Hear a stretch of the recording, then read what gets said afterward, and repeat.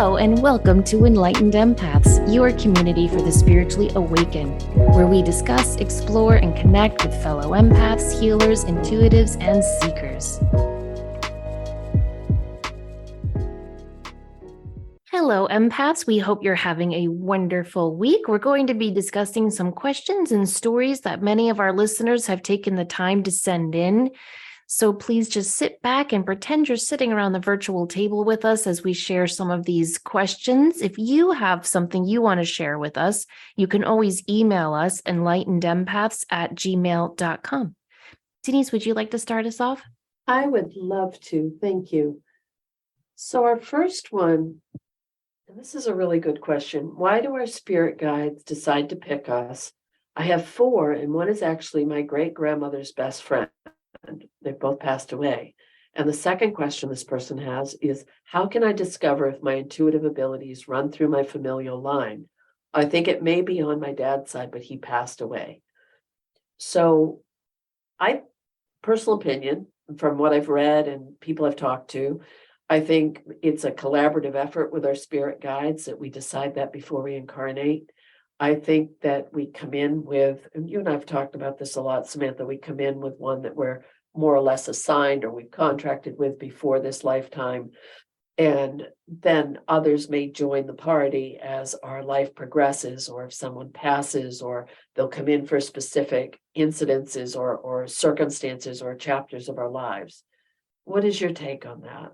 I agree. I do think it's a collaborative effort. I think we choose each other. And I think it's based on mutual interest and purposes, and kind of like if you're in school and you need to take a math class, you're not going to choose a philosophy teacher, right? You're going to choose someone who is really, really good at math. So depending on what your sole purpose is for this lifetime, you're most likely going to choose guides who have worked on that issue before, have guided others with that issue and that purpose before, and can best work with you and your energy. So I think it's a mutual thing. I agree. And I think we read maybe it was John Holland that said it, that you're not going to ask someone for advice if they were terrible with money here. You're not going to ask them for money advice when they're in spirit. I think it's the same aspect with guides. You want the person or the spirit or the energy that's aligned for what you're actually going through. But, yes. But I do think there's the chairman of the board of the guides or whatever that kind of looks out over everything. I agree. Oversees it all. Yes. The second one, how can I discover if my intuitive abilities run through my family line? And the person has passed away. You could talk with a medium, because a lot of times that will come through in a mediumship reading if that's what you're looking for. You could try to connect with that person on your own. You could go through old family stories or go through. I think that this is we both being mediums, we know we can connect with the people that are in spirit. And often when I'm doing, just saying, if I'm doing a reading for someone and there's a family line, what I'll see the person in spirit put a hand on their heart and then put a hand on the heart of the person that I'm reading for. And that always means for me, we feel things the same. And that's a sign for me that it has come down through a family line. Yeah, and I think if you look at some of the research that, say, the Arizona University has done or the Windbridge Institute, I think a lot of that research shows this does run in familial lines. And I agree with you that talking to family members can help a lot. My mom is very psychic and always has been. And so I just assumed that's where mine came from. And when I started kind of coming out of the psychic closet a little bit more, my cousin on my dad's side sent me this huge, long Facebook message and said, did you know that Nana, my dad's mom, was called the Irish Witch of Long Island? Oh. Yeah. And she started sharing all these stories with me of how my grandmother was super psychic. And I didn't know that because my mom and her didn't get along so well. What a shock. So I didn't know that grandmother very well. So possibly it's on both sides sometimes. Oh, I think so. I think very much so. And also it might not show up for a few generations. So if you're looking at your family line and saying, well, nobody in my family is, intuitive or connected, it can be further back. it definitely can. It doesn't have to be a direct handoff of the abilities or I agree. connection. Okay, our next one says about 16 years ago, my son Sam was a toddler and he enjoyed riding in a toy push car, the kind that they sit in and the adult can push them on a walk. My older son Josh had just turned 5 years old. Both boys were playing in the driveway, but then decided to play with the push car in the garage. Before I could react, Josh pushed the car too hard. The car hit our very heavy industrial ladder and it fell towards Sam. Sam's head ended up going in between the rungs on the ladder, and the top of the ladder rested on the handle of the push car. Somehow the ladder narrowly missed his head and shoulders. Sam didn't have a scratch on him. I instantly felt that there must have been a divine energy who saved him. An inch in any direction would have resulted in a severe head injury or worse. The ladder was the kind that was extremely heavy and had always been secured against the garage wall. It hadn't been used in quite a while, and we still don't know how it came out of the holder and bungee cord. Is this something that could have been Sam's guardian angel or a relative intervening from the other side? Yes, I think 100%, because this is what angels are all about. Those instantaneous moments that are not a part of our soul plan that happen out of the blue. This is when we often see angels intervening. And the fact that you said, I instantly felt there must have been a divine energy. Often when angels intervene, we have that sense of knowing. So often we tend to push it down or, oh, that's just imaginative thinking. But I don't think we should do that. I think if that was your first thought, you need to trust that. And it does sound exactly like an angelic intervention. And what a beautiful story that he was completely safe. I agree. And it is amazing when that happens. One of my sons was in a car accident years ago, rolled the car, and the way the car landed it was almost like a big hand had picked the car up and set it in this one spot. And there's no way in hell it should have rolled into that spot and landed in that one place. That it was bizarre. I'm very, very grateful, eternally grateful for that. But in my heart, I know there was divine intervention. I have absolutely no doubt. And I think when most of us can find a time in our life where something like that has happened, but I always make sure I say thank you. Always, always, always say thank you when that happens. Yeah, that's a really good point. It's a two-way street, right? They help us, but we have to return with a thank you. Right. Oh, And I that's a do. beautiful story.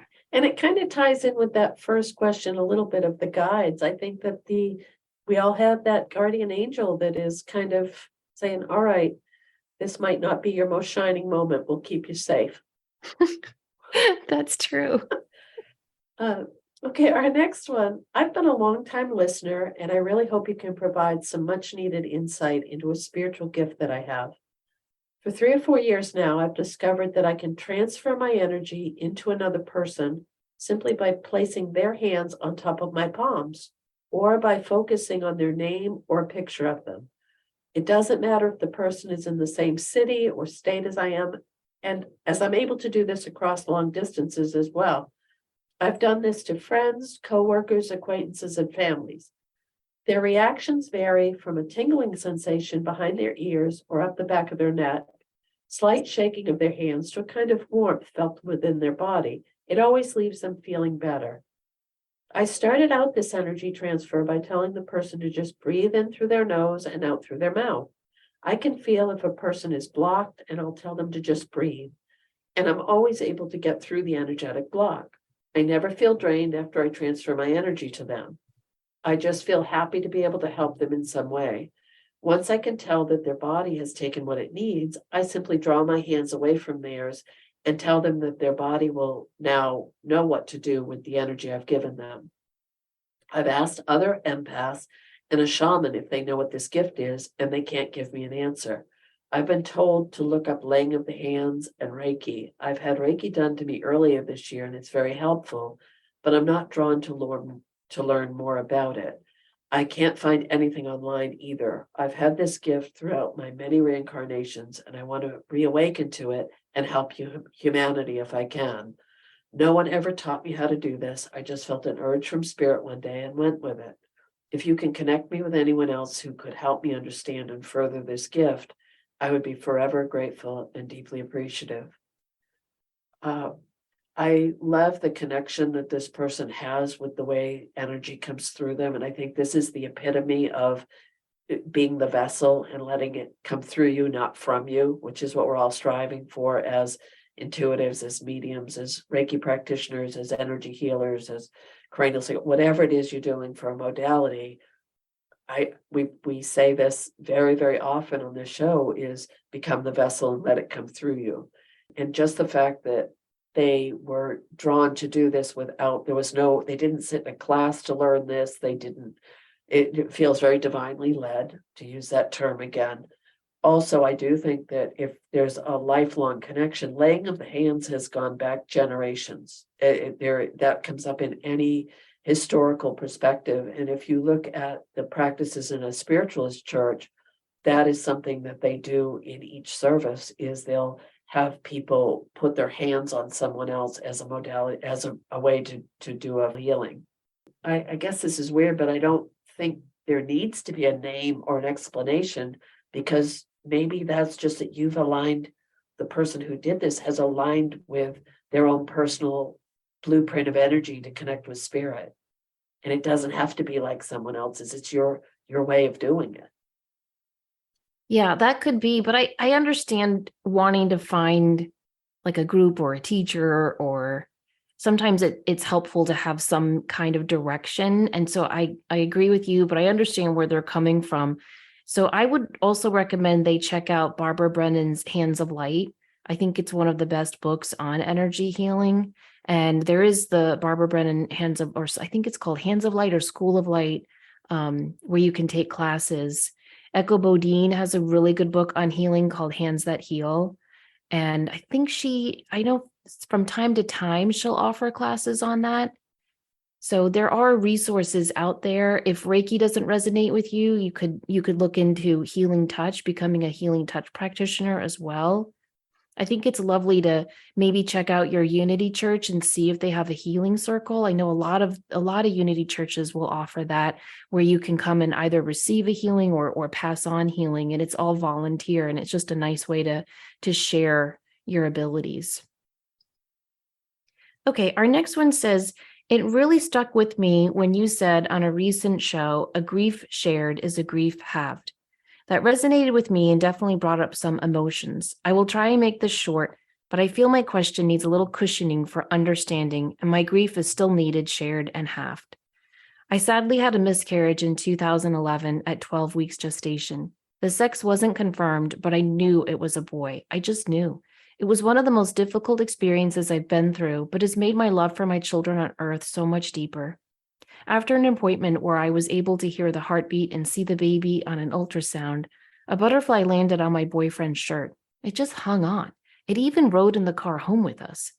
I felt like it was a sign from the universe that our baby wasn't going to stay with us for very long. I've had a connection with butterflies since that day. I always think of my angel baby when I see them. I lost the baby shortly after that appointment.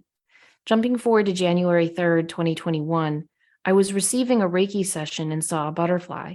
I said to this butterfly, if you are my son, please come back to me. I had been trying to get pregnant for almost a year at that point, and a week later, I found out I was pregnant. I knew it was a boy. A few months later, it was confirmed I was having a baby boy. I felt like my son came back to me. So my question is, do you think he actually came back to me? Can a soul do that? Come and not be ready, but then come back when they are? Yes, 100%. I have seen this over and over and over again, where a soul will come to a mom and something will be off in their timeline of their soul plan. And so it's better for them to come back at a different time.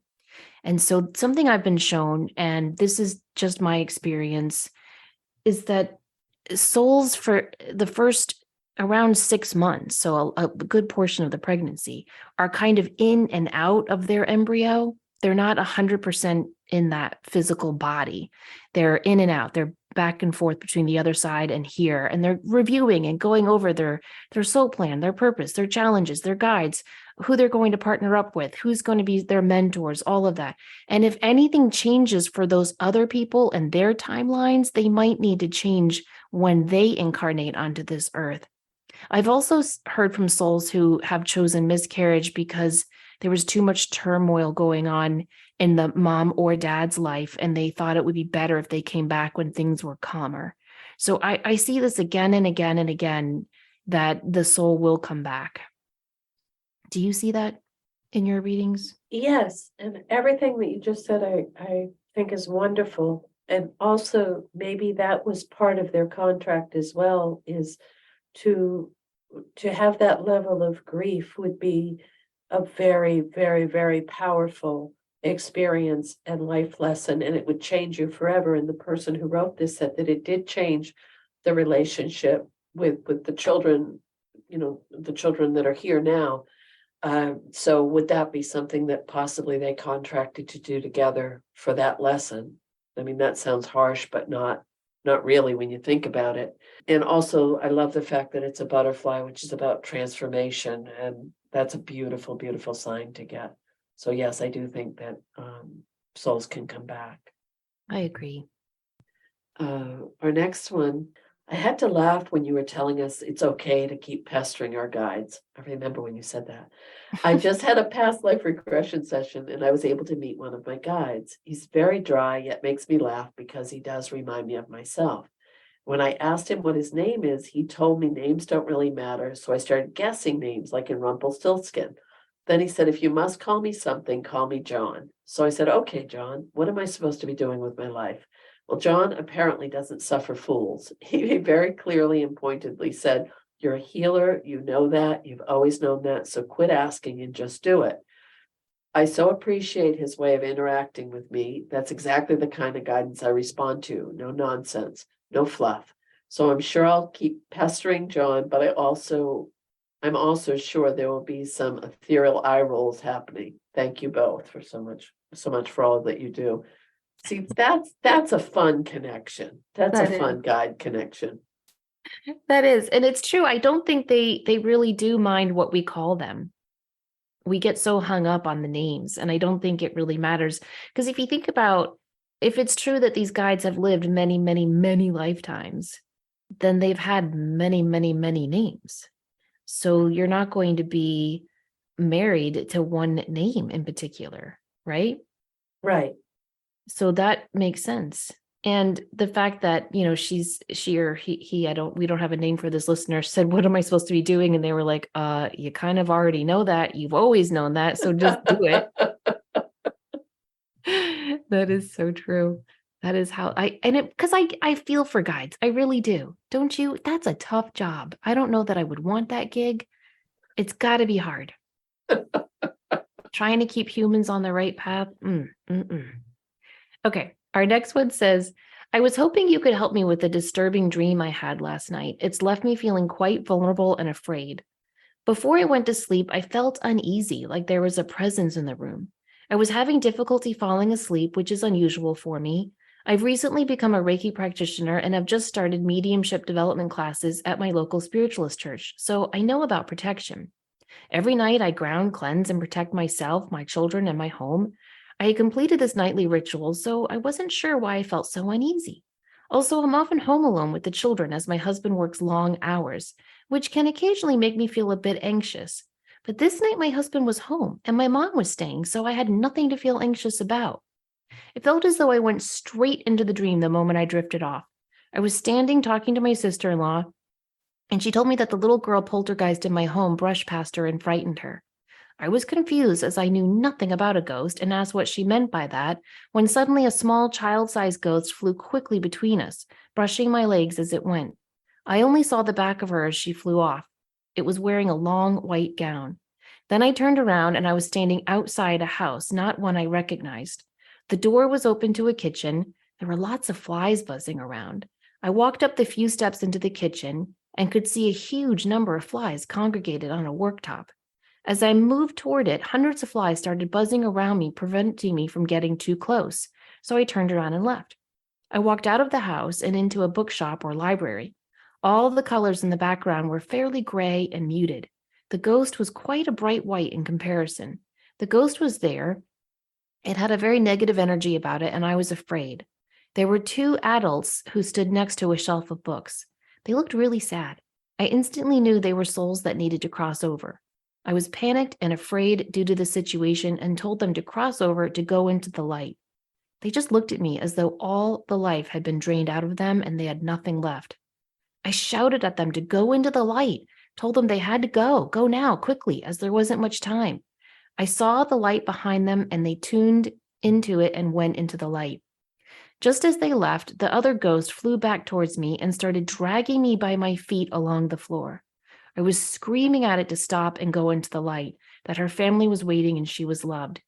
We stopped at a large window. It looked like something out of a Dickens novel. I looked over to my right, and there was a large, heavy wooden door, which went up into a point like a church door. At that moment, my 3-year-old walked in. She was looking at me. I shouted at her to get out now. The next moment, we were both on the other side of those doors. Everything went black, and it slammed really hard in my face. The vibration of it woke me up instantly. I awoke with a start and could still feel the vibration of the door slamming. We co-sleep with our 3-year-old, and I was cuddling her tight when I woke up. I know it sounds bizarre, but I genuinely felt that she had entered my dream to help me. I had fallen asleep with my back to her, and I'm very conscious of my movements during the night, as she is so little. I always know if I've turned over and pull her into a cuddle. But this time I did it without any awareness. I immediately prayed to God, my guides, my angels, and loved ones on the other side to protect us and again put more protection in place. It felt like I was both in the dream and observing it, which would suggest a lucid dream. Any insight would be grateful. I had been meditating with amethyst and angelite during the day and slipped it under my pillow before bed. My daughter then wanted crystals to go to sleep, so she put her opalite and rose quartz under the pillow. I'm not sure if this would have had any impact and can't see how that would have any negative energy that would translate into my dreams. Wow, that's quite an experience. Given the fact, and you tell me if you agree, Denise, but given the fact that she is newly developing her mediumship and just became a Reiki practitioner, whenever we are new onto this spiritual path, our light becomes so bright. I always tell my students that it's like taking a 60-watt light bulb, like pretend we're all lamps and we have light bulbs at the top of our head. And imagine most of us have a 60-watt light bulb. Well, when you say yes to working with the other side, it's like you're given a 1,000-watt light bulb. So you have this light that shines out of you like a beacon, brighter than really anything else. And so, yes, you're going to attract all the good stuff and all the wonderful things that you want to do with your mediumship and Reiki abilities, but you might attract some of the not so good stuff, like some of these earthbounds. The fact that you walked into this bookshop and saw that those 2 adult ghosts and everything was gray and colorless, that's very in keeping with how ghosts often appear and how they see their world. They're kind of in that in between. They're not supposed to be there. And they're not working with the light. They're not working with the dark either. They're just kind of stuck in between. That's why they're earthbound. And so the fact that you were able to get them into the light is wonderful. This other little girl ghost, I don't know. A part of me thinks, okay, well, it sounds like she's been stuck for a long time because some of the stuff you mentioned, I don't know, the Dickinsonian stuff makes me think Victorian times, like maybe she's been stuck for a long time and she's just angry and she had everything worked out and had acclimated to this new life and had these 2 adults she was hanging out with or bothering. And then you came with your bright light and messed all that up. And so she was pissed off, maybe. But the flies buzzing and the negative energy and the anxiety, I don't know. Sometimes the really scary negative stuff can appear as childlike ghost to get our sympathy. So that could have been something more nefarious. I think you did everything right. I believe that the crystals protected you. The ones that you chose to put under your pillow are all very, very good for protection. I do agree that your 3-year-old is probably a crystal child who, is naturally intuitive and was able to come in here and help you. It's interesting. I read somewhere, and I don't remember where, that Lord Byron had gotten interested in ghost hunting and all of that. And he used to carry an amethyst with him to attract ghosts. And now I've looked up everything you can about amethyst. I've never read anywhere that amethyst attract ghost. So I don't know. I just throw that out there because you mentioned you would put that under your pillow. Amethyst is called the all healer, and it is supposed to connect us to the divine, and it is supposed to be a very protective and healing energy. Anyway, I think that you are doing what you're supposed to be doing. And if this happens again, you need to set the ground rules and you need to tell your guides, I am happy to work for the light. I am happy to help cross over earth bounds if you are. But say, I only want to help the truly stuck, not the angry, not the pissed off, not the super negative ones. I mean, some people want to work with that energy, and God bless you. I don't want that energy. I definitely did not want that energy around me when I had little kids. And so I don't recommend you work with that when you have a 3-year-old with you. What do you think, Denise? Well, so, and then the question, do you think that someone can come into a dream to help?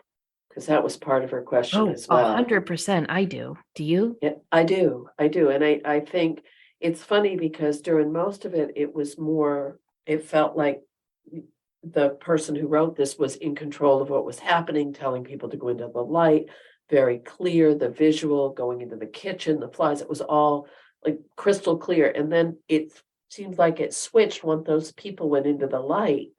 Then that's when the ghost dragged, flew back towards this person and started dragging them by their feet along the floor. They're screaming, go into the light, leave me alone, your family's waiting for you.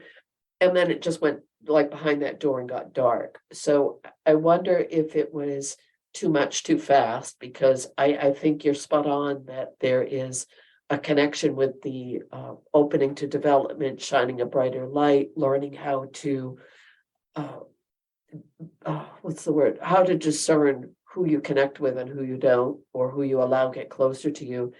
It could also be, and some people are really drawn to the rescue type work, and maybe this was spirit given a little nudge and saying, this could be a direction that you could take and use your skill set as a medium. Yeah. And I just want to say, I had that little nudge from spirit too. And I tried it, and it is very rewarding work. But I told my guides no more until my kids are out of the house. I just think when you have little kids at home, you don't need to be bringing that energy around. Right. I just personally feel strongly about that. Again, just my opinion. Oh, I agree. And especially if you have highly intuitive, empathic, the daughter is putting her own little crystals under the pillow, chances are there's a strong connection and light there as well. Don't you feel that often with these ghost stories, there's usually a stronger ghost energy that's holding other ghosts in that location, whatever that location may be? I don't know enough about it to say, but I do know that it seems places I've gone where there's been that heavier, denser energy, it doesn't seem like it's just one energy that's there. Yeah. Yeah. But I try not to go there. Before we move on to our next question, let's pause a moment to hear from our sponsor this week. We're really excited to introduce today's sponsor, mylifeinabook.com. And this is a really special one for me. We don't often get to offer like a really unique, meaningful, and life-changing gift to our loved ones. Most of us offer some kind of symbolic gift or material objects, and those are wonderful and great and often heartfelt, but they don't truly build a legacy for our loved ones. With mylifeinabook.com, you can give any close family member of your choice the opportunity to write their own life story for future generations. You get to learn everything about them, their biggest childhood challenge, the craziest thing they've ever done as young adults, and so much more. mylifeinabook.com makes the whole process really easy. Your loved one will get a question of your choice every week, which you can select from a suggested list, or just write your own. And all they have to do is answer it and provide a meaningful picture. At the end of 1 year, they're all gathered into a beautiful keepsake book, and you can order as many additional copies as you want. I've tried it with a family member, and she totally loved it. Think about it. What better way to show your loved ones how much their life really means to you And what better way to preserve their memories and life lessons for the future? To save $10 off your first purchase, use the discount code Enlightened. That's Enlightened to get $10 off your initial purchase at mylifeinabook.com. And truly, when you think about it, this is a way to keep those stories alive. Because as a medium, I know that often people will ask their loved ones in spirit for the validation, for the questions, for the answers. If you had this beautiful resource and book, it's going to give you that much more of a connection, not only while our people are still here, but also after they pass. So again, please check out mylifeinabook.com. It's a beautiful, beautiful resource and would make a very thoughtful gift. Our next one's a little bit different. I'd love to hear perspectives with people who haven't not yet reached professional level, or perhaps for those who are called to develop their abilities but aren't planning to go on with becoming professional.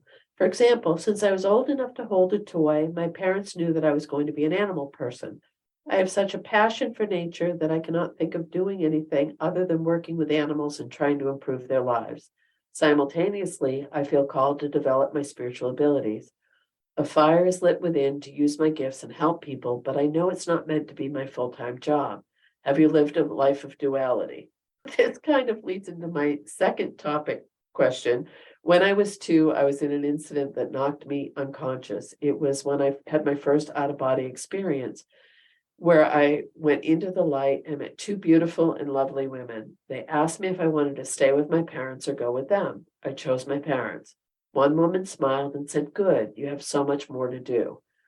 Since then, I've sensed entities, had flashes of events eventually coming to pass, and connect with past loved ones. Most particularly, I hear a song in my head, "Shepherd me, O God," a few days prior to a family member passing. I thought it was coincidence, but it's occurred 4 times now. So I've surrendered to the idea that I'm my family's banshee. Not that it's a warning for an impending doom, but more of an alert that a loved one is soon to start their transition. I'm not sure what to do with this thought concept. What am I supposed to do with the knowledge of a family member about to pass? I tried to research modern day banshees, but I haven't found out much information. Do you have any understanding of historic banshees and what they've become today? I would so appreciate to hear your thoughts on this one. Okay, so for the beginning part, I think there are so many people in the world that are so very connected. It doesn't mean you have to go and be professional with it. It really doesn't, because I feel like this person is using that in their everyday life with their connection with animals, they're developing their spirituality. It doesn't have to be what you do for a living, it's just who you are. And I think right now we're in this time frame where it's much more accessible and acceptable, and there's a lot of public interest in, you can look at the media, you can look at the TV shows, you can look at the movies. It's very, I don't want to say common, but it's much more prolific in what's going on in the world, depending on where you're located, obviously. But the other part, though, about the banshees, I don't know anything about banshees, so I'm going to divert that to you, Samantha. Well, I don't know a ton, but they are, I think it's an Irish legend that every family does have this, it's usually a female and energy who you can hear wailing or crying. And shortly after you hear the banshees wail, a loved one will pass. So I don't know anything about modern day banshees, but we have through the years heard from several listeners who can sense when a family member is about to pass. And something that comes with this is often guilt. And I think it's misplaced guilt, but I understand it. And when the listener asks, what can I do about this? Well, I would suggest that you pray for them, and you can talk to their higher self in your prayer. You could also maybe give them certain books. A book I give to a lot of people when they're going through an impending loss is Visions, Trips, and Crowded Rooms. I think it's a very comforting book about what's to come and how many people have these shared grief experiences. And I agree, Denise, one of the main reasons why we teach the classes we teach is not so the people taking our classes can be professionals at this, but so that everyone can learn how to develop and really engage with their own intuition. Because the more we do that, the more we become aligned with who we are and why we're here. I think intuition is at the heart of everything. I mean, if you just look at the language anyone around you uses, you'll hear the intuition. I had a gut feeling. I knew that was going to happen. I didn't trust that person from day one. Like you can hear it all the time. And I think it's so important to learn how to work with that, how to strengthen it. But it definitely does not mean you have to do this professionally. Right. And it sounds like, when she mentioned that she went into the light and met two beautiful and lovely women. So there is a protection. There are people looking out for her. There are spirits looking out for her, guides or angels or people previous in her family. But there was nothing in this that mentioned if her family is open to this. And I think sometimes if you have those kind of premonitions or insights is if it's at all possible, finding a safe person to share it with so that you don't have to carry it alone.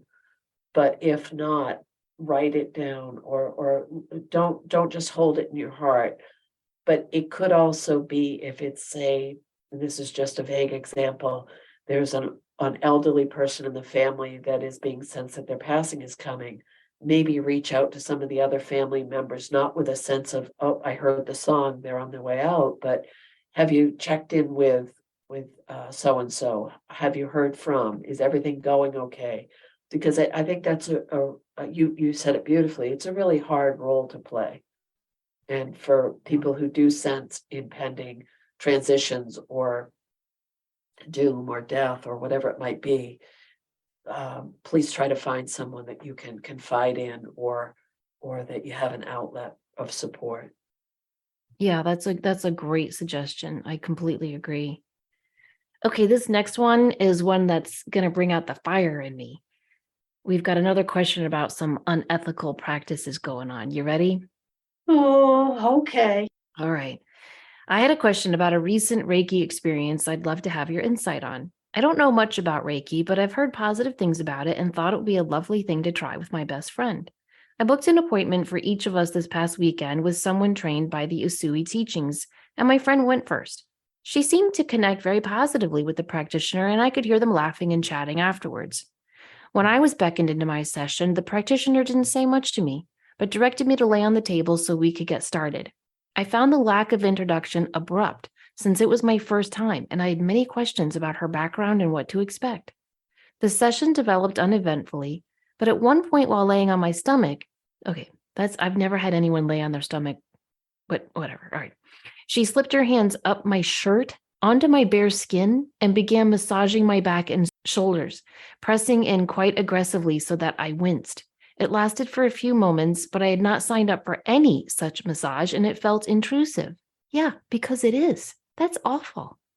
She did some quick walking around the table in circles many times, clapped loudly once, and was swiping her hands quickly down my legs and feet, and then flicking as if she were pulling things out of me. I'm not sure if any of these antics are normal or not. Her hands were quite cool throughout, but at one point she slipped out of the room without a word and came back a minute later with very warm hands. It made me wonder what she had done outside the room. About halfway through the session, she began sighing and huffing and puffing, then broke the silence and said she needed a break. She told me, your energy is very, very low. Whew, I need to have some water. I feel so tired with you. She told me I should do a ground, clear, and protect meditation by visualizing roots extending from my feet and light entering the top of my head, and with this practice, my energy would improve. I found this odd because I'd been doing exactly that practice every morning for the past 8 months. There were things she told me that were spot on, like my need for more confidence and to speak authentically, and I do often feel tired, so it left me unsure. Okay, pause. Who doesn't need more confidence, and who doesn't need to speak more authentically, and who isn't tired right now? Right, Denise? I hate those cold reading type stuff. Exactly. When the session was over, she told me that my energy was a little better than it had been, a slight improvement, but was still very low. And she kept repeating how tired she was. We went back to the front desk and she said to my friend, "This one needs some fun. She needs to party." I am not vivacious like my friend. I am soft spoken and very introverted. I think my energy is quite gentle because I love to bring kindness to people in a soothing and subtle way. It made me feel like I'm a drag, and it seemed rude. My hot evening shower never felt so good as I washed off the icky feeling the experience gave me. I'm quite sensitive to energy, but I felt absolutely no healing from her hands. The next day, I felt completely drained and saddened, and her words, "I feel so tired with you," have been ringing out through my mind ever since. I felt as though other people must feel low in my presence and that I can't do the good things I'm here to do if my energy is so dried up, and my shoulders still ache from her squeezing. So, my question to the both of you is, what do you make of this Reiki experience? Do you think any of what she said could be true? And does giving Reiki drain the practitioner? No. Okay. So, first of all, if you are new to Reiki and if you're a Reiki practitioner, you should always ask the person, is this your first time? I always had a little clipboard with questions that they had to fill out in the waiting room so that I would know that before I even saw them. You wouldn't put someone on their stomach unless you went over the whole process. Like, we're going to do a full body 1 hour Reiki session where you'll start out on your back. Halfway through, I'll ask you to turn over. If you're just coming in for like an introduction to Reiki, you don't have to do all of that. Now, the circling thing she did and the flicking, that is part of Reiki, but you're not supposed to touch the person when you're not supposed to really ever touch the person. You can put your hands on them if you have their permission, but you can also just hold your hands about 1 to 5 inches over their body because you're still working in their aura. But at the end of the session, you do 3 clockwise circles to kind of seal the energy of the Reiki you've just shared with them, and you can flick off any energy, but to do it loudly and then to clap is so theatrical and unnecessary. I don't think you should talk during a Reiki session. That's just my opinion. I think the person should be meditating, and I think the practitioner should be also. To break that energy by saying all that negative stuff, your energy is so low, I need some more. That sounds very manipulative to me and negative. I don't like it. This whole thing makes me so upset because that's not how it should be.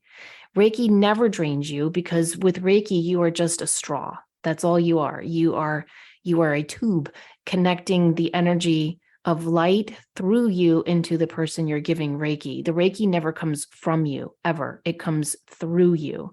And so it should never drain the practitioner's energy.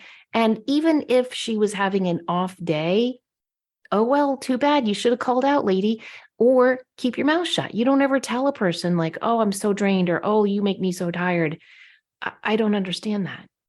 It makes me so mad. I went to get a massage. It was like a little gift to myself after I pulled my back. And the woman, Denise, did I ever tell you about this? It was like 6 months ago. I don't think so. Oh, I go in and I had told the person, the receptionist, please put in my notes that I don't want the massage therapist to talk because that drives me crazy. I like to meditate. If I'm ever getting any type of energy work, I don't want to talk. I don't want to know about you. I just want to meditate. And apparently she did not read the notes because she was telling me about how her ex had left her and she couldn't pay her bills and her 2 teenage sons were driving her crazy. And then she goes, "Oh my gosh, I am so sore. How much longer can I keep massaging people just to pay my rent? I mean, my This neck." is while she was working on you? Yes. And so Oh, I said, "We don't have to do the whole 45 minutes. Like, I'm happy to let you finish up." And she's like, "Oh no, they'll fire me if I do that." And she goes, "Could I just sit here and on this chair and rest and just like rub your shoulders until the time's up?" oh Yeah. Yeah. my It was goodness. awful.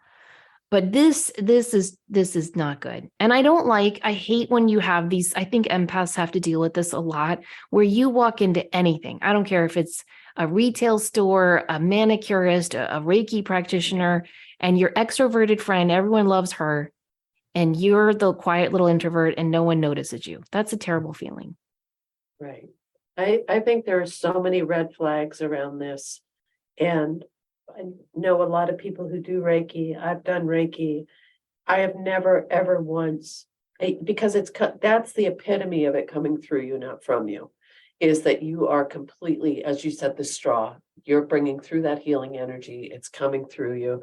I when you read the part about the person put their hands up on their shirt on their bare skin, I wanted to scream, hell no, that's Me not too. acceptable. No.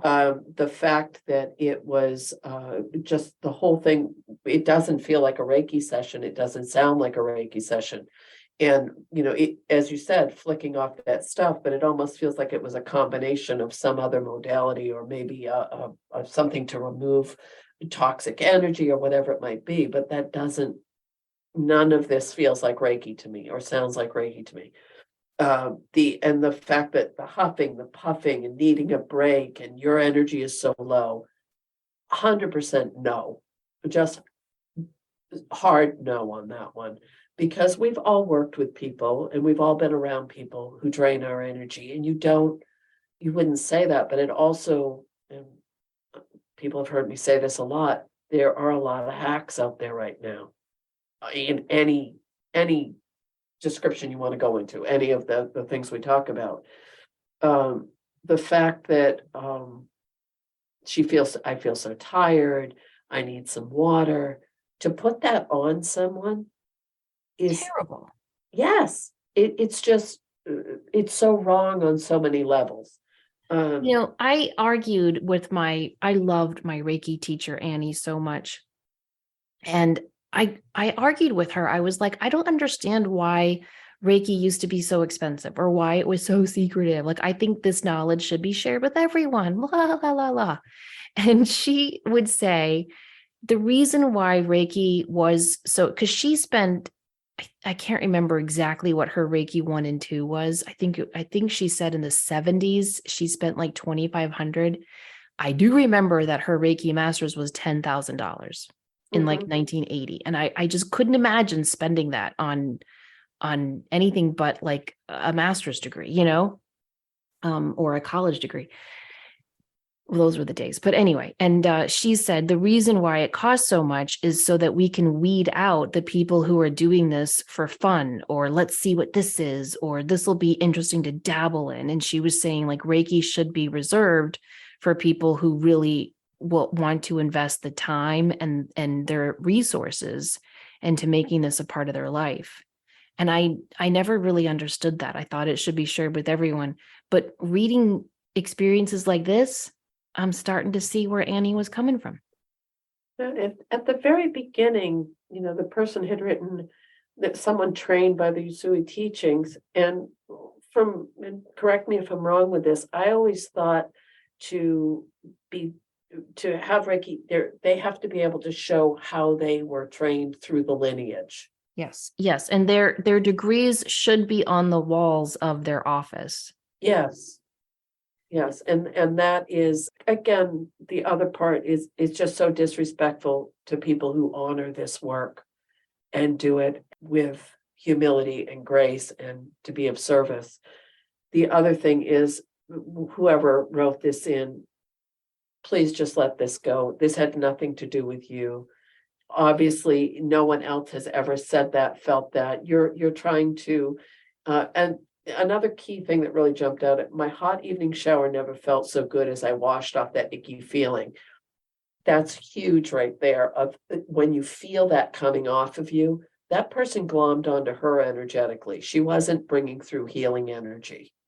No, no, Um, I completely agree. That's probably why she felt so drained, because she was trying to take her energy. And well, I, but if you're in, and I know you're, and I was racking my brain trying to think of any time that I've ever seen someone get an initial or Reiki, or whenever I've had Reiki done, I don't ever remember being on my stomach, ever, or seeing that, except as you mentioned, if it was okay, now flip over.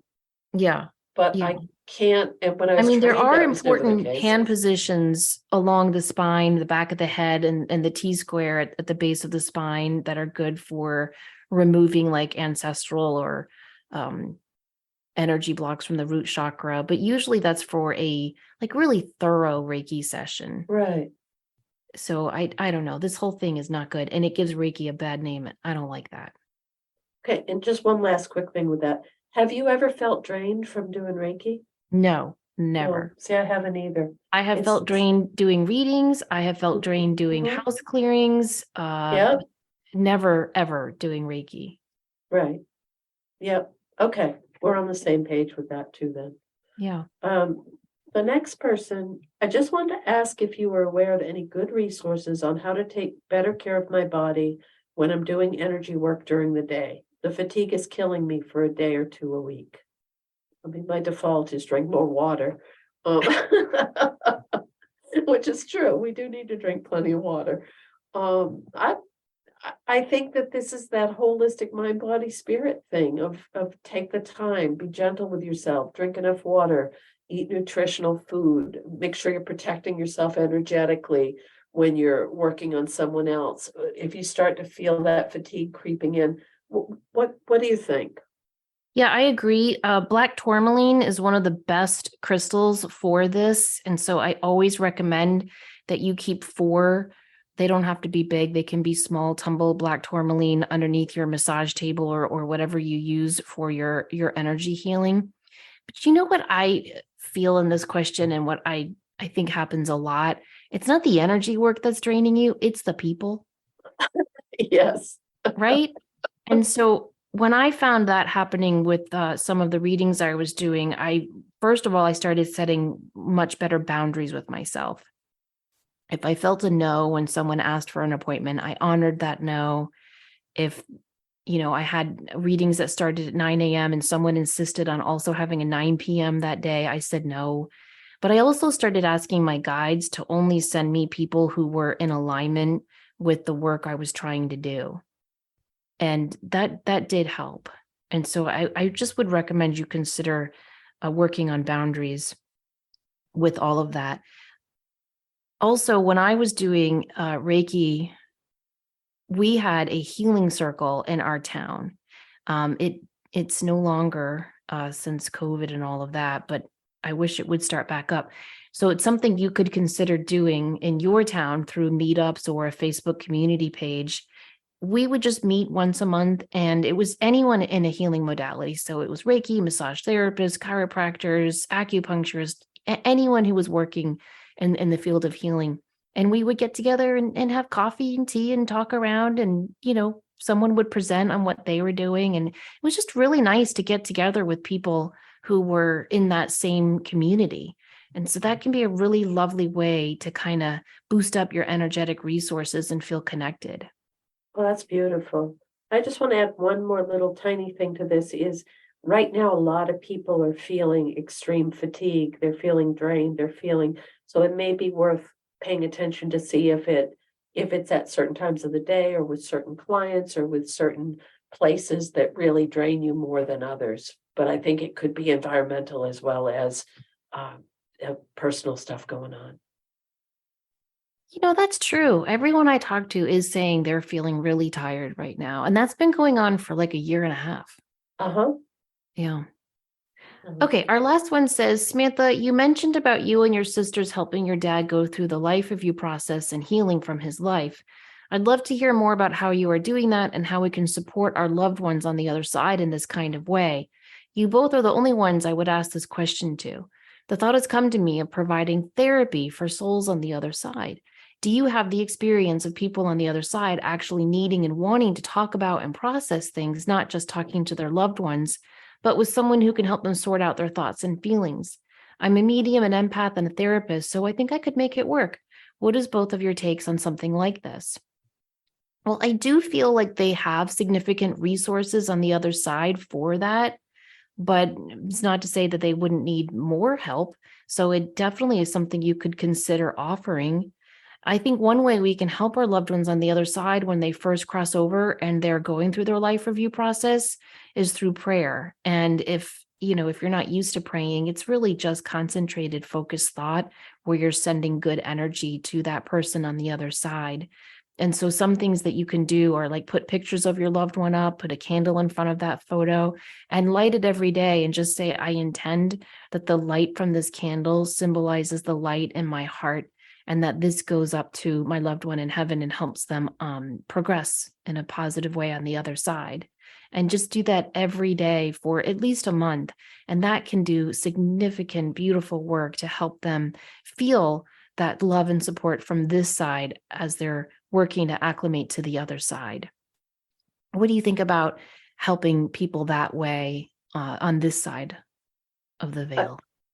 So I think that I've read through this a couple of times because every time I do, I get a different hit on it. But I'm a big fan of, evidential invalidation. So I'm trying to think, so is this just randomly connecting with someone in spirit to help them work through something that it usually the issue is going to be connected with something someone's working through, feels like it would be connected to an earthly thing that happened, and they're no longer in that realm. So would it have the same relevance? And I'm not discounting this thing because I think it's this plan or idea because I think it's very fascinating. But usually wouldn't there need to be, so you had I was this and this in my lifetime, it seems like it would be connected with a person or event that happened on this plane of existence. So by helping them deal with that, would you need to also have that connection with what was happening here? I don't know. It's something to really think about. I always need that connection. Yeah, I always yeah, tell people, like, Elvis Presley doesn't pop up into a reading unless you knew Elvis Presley, right? mhm, Like, I always need a link to that person on the other side. Do you feel that way? right, right. And if we've left the trappings of this physical world and the ego and the conflict and all of the things that we had here, would those same issues still be relevant on the other side? I think they can be in the beginning stages. True, true, very good point. And I think that maybe that's so as an intermediary between, and some people you can connect with them right out of the gate when they pass over, or you get a strong link. Or other people, it takes them a long, long time to come through. And you and I have discussed, well, are they having a longer life review? Are they trying to figure things out? Are they healing? Are they in care on the other side? Whatever it may be. So maybe there is something in that window of healing and review that this person could be of service to help. It just still feels like how would that person be able to get the validation? I don't know. Maybe I'm being too linear on this. No, I agree with you. I think that would be hard unless it's through someone who came to them for a reading and said, I'm worried about my grandpa. I don't know. Right. And when we've done work as mediums and we've connected with someone in spirit who has remorse or apologies or something that they wish they'd done differently, or there's something that comes through, is that also a part of their life review? That's a good question. I don't I know. do think that when they're able to come through and ask for that apology, I do think that's part of their healing process.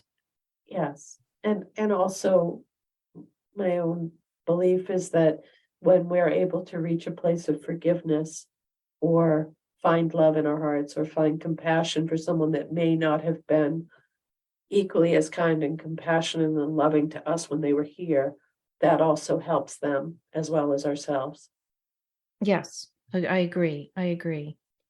So I do think there's a lot we can do to help the deceased, but I also believe strongly that they have a lot of support on the other side as well. So I think it's both. I think the combination this person has as a medium, an empath, and a therapist, if anybody can pull it off, this person certainly could. Yeah, I think a lot of therapists are empathic. I don't think I've Oh, very much met so. one who isn't. Yeah, I think that definitely goes in hand. It would be fascinating to think about the ethics of that, though. Oh, that's true. Like a therapist who's a medium. I wonder, you'd have to, I don't know. That's interesting. True. It'd be hard to go to a therapist and you're like, my mom died last year and I'm really dealing with some anger issues. And your therapist says, well, your mom is standing right behind you. And she said, I think that would be incredibly healing and amazing if you're open to it. But if you're not open to it, that could be hard. But what's really cool is some therapists, grief counselors, medical people are starting to recommend that folks go and talk to a medium for healing, which I think is fabulous. I love that. I totally agree. And something else this listener could look into is becoming a death doula. Oh, yes. And then this listener could work with people as they're preparing to cross over and really help them leave issues behind. Oh, that sounds fantastic, because the people that have reached that stage are usually they're going back and forth, have a foot in both worlds, so to speak. Yes, exactly. Wow, these were some fascinating questions and definitely left us with a lot to think about. And we hope I don't want to say answers because that's not right. We hope our opinions help shed some light on these questions and at least gave you all more to think about and ponder. It's a wild, amazing world out there, and we're just grateful that you take time out of your week every week to tune in and listen to us and share a part of your lives with us. We really appreciate it. If you've enjoyed this show, please consider sharing it with a friend or subscribing to the show and liking, commenting, and reviewing it because it really helps other people find us. Don't forget, you can check us out at Facebook at Enlightened Empaths. And once again, you can email us enlightenedempaths@gmail.com. You can find out more about our work at our websites. Denise's is thegratefulmessenger.com and mine is samanthafay.com. And please remember, as always, to show up, do great work, and share your light. Take care.